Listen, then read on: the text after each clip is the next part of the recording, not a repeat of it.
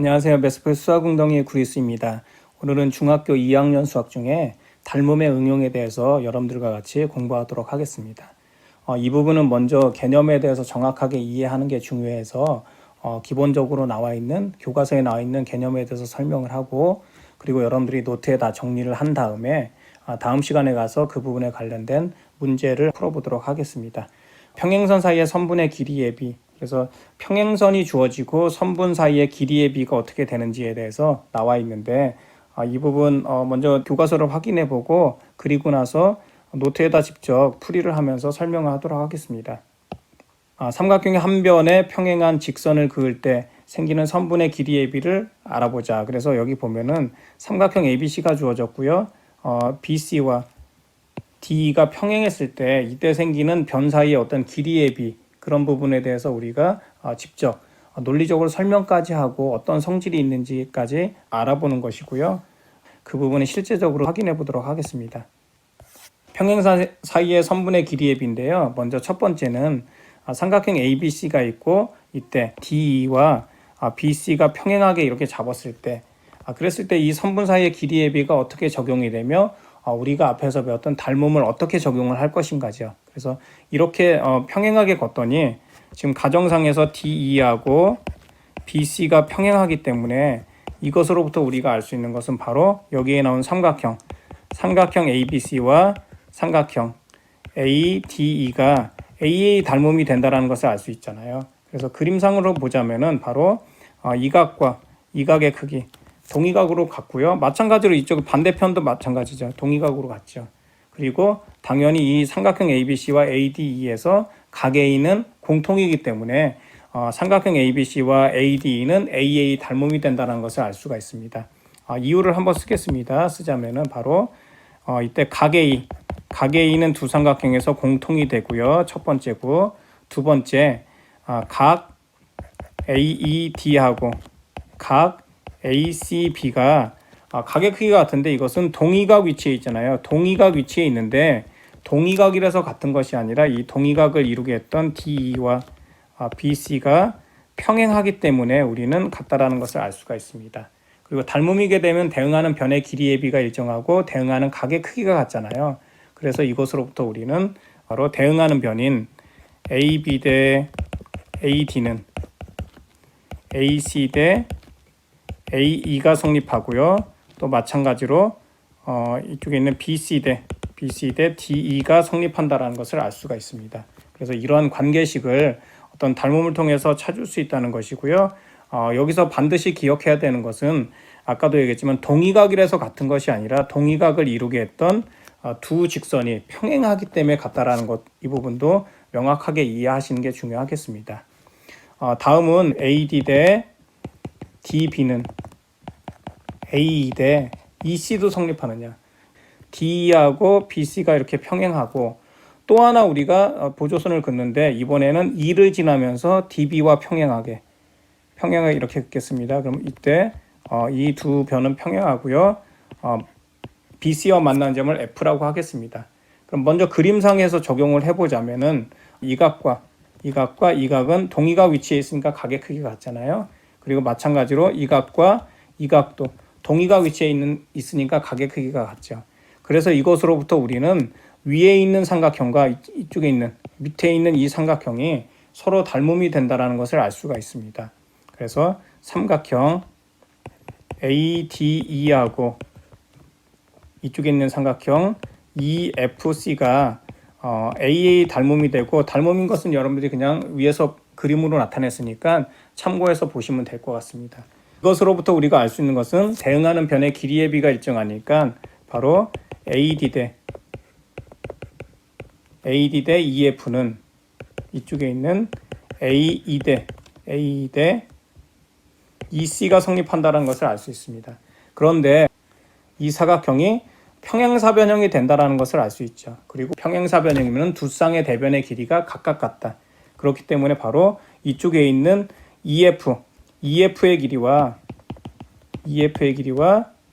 DB의 길이가 같다는 걸 알 수 있잖아요. 그래서 요 밑에 있는 요거를 이렇게 바꿔주면은 결과적으로 우리가 얻고자 하는 AD 대 DB는 AE 대 이 C가 성립한다라는 것을 알 수 있죠. 그래서 이 부분도 여러분들이 참고해서 알아두시고, 물론 이것을 대수적으로 어떤 연산을 통해서도 계산을 할 수 있지만 이 도형단원에선 도형의 개념, 그러면서 어떤 보조선을 그어서 우리가 앞에서 배웠던 개념들을 확인하는 쪽으로 해서 설명하는 것이 더 타당하다고 할 수 있겠습니다.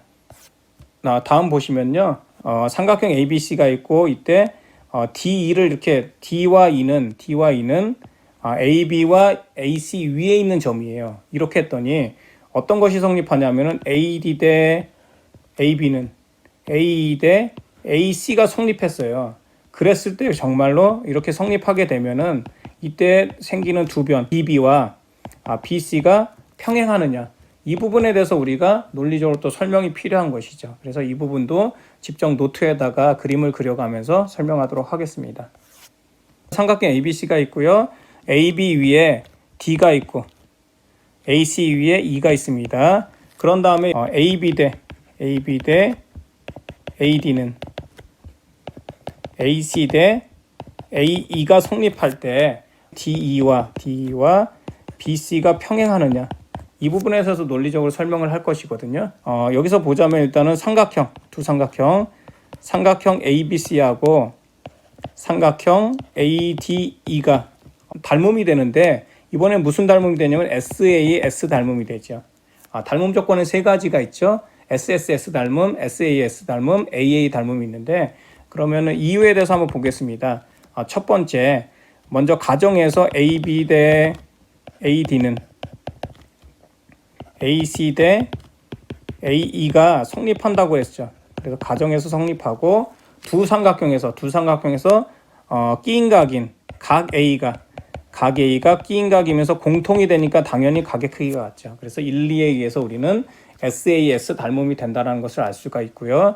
닮음이게 되면 대응하는 변의 길이의 비가 일정하고 대응하는 각의 크기가 같죠. 그러므로 대응하는 각인 각 AED하고 각 ACB의 크기가 같잖아요. 그런데 이 두 각은 어떤 각 관계냐면 바로 동의각 관계죠. 그러면 이 동의각을 이루게 했던 바로 두 선분 DE와 BC가 평행한다는 것을 알 수가 있습니다. 그래서 이런 식으로 해서 우리가 설명이 가능하고요. 다시 교과서로 넘어와서 평행선 사이의 선분의 길이의 비인데, 여기서 첫 번째로는 직선 L과 M과 N이 평행하잖아요. 이렇게 평행하고 PQ 직선이 가로질러 지나면서 점이 6개가 생깁니다.